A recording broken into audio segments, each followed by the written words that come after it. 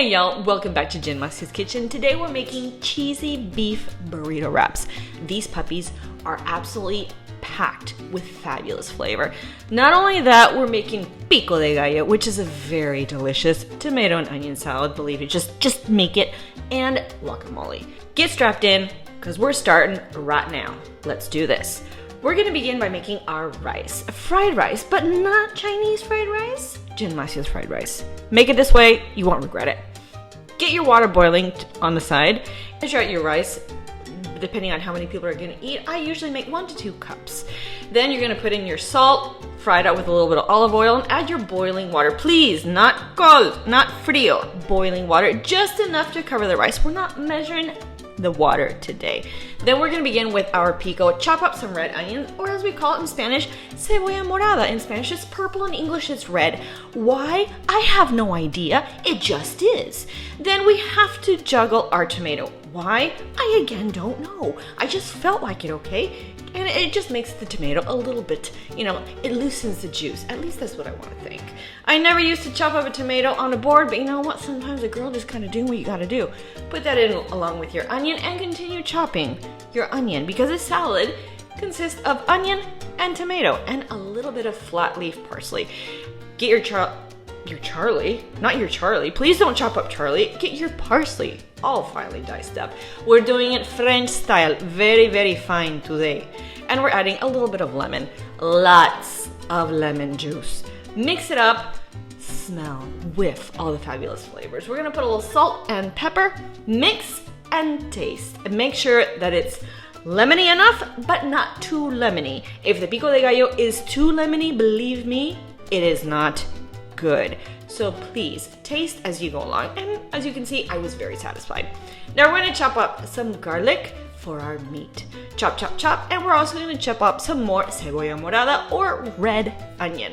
And right now I'm using a very special gift that was, again, gifted to me not too long ago by some dear friends. Put your pan on the fire, and to that we're going to add a little olive oil, and we're going to begin to cook our onion. Make sure your onion is well cooked before putting in your garlic, because today we don't want extra color on the garlic. Sometimes that's nice, but for now, for this recipe, it's not necessary. Then we're gonna add our beef. With my handy dandy beef smasher, we're gonna smash the beef. It just makes it nice and good.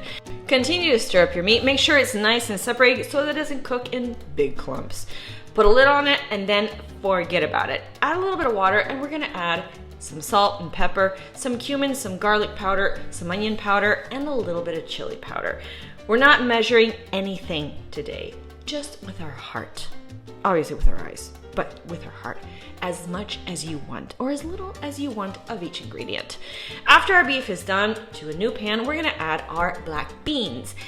I know a lot of times I like to do things from scratch, but today your girl was a little bit tired, so I used a can. Forgive me. After that's done, we're gonna grate our cheese. In Ecuador, we don't have queso mexicano. We don't have Mexican cheese. I wish we did, but mozzarella will do. Now on to our guacamole.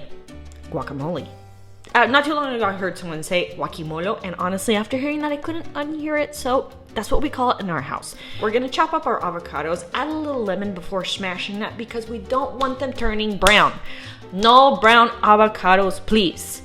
Smash it up, add a little salt and pepper, and then mix, mix, mix, and this baby is done. Don't forget to add one of the avocado seeds to keep it nice and vibrant. To our already cooked rice, we're gonna add some parsley, stir it all up, and now we are ready to build these. To our gigantic tortilla, we're gonna add our beef, rice, beans, pico de gallo, and our quesito, our mozzarella cheese. And then we will attempt to wrap this very gordo burrito. Put it face down, you know what I mean, at the bottom of the skillet to make sure that the fire seals. After that's nice and toasty, turn it over, make as many as you want, but we are ready to eat these fantastic burritos. I honestly wish you were in my house right now, because these puppies were so good. Make them at home. You will not regret it.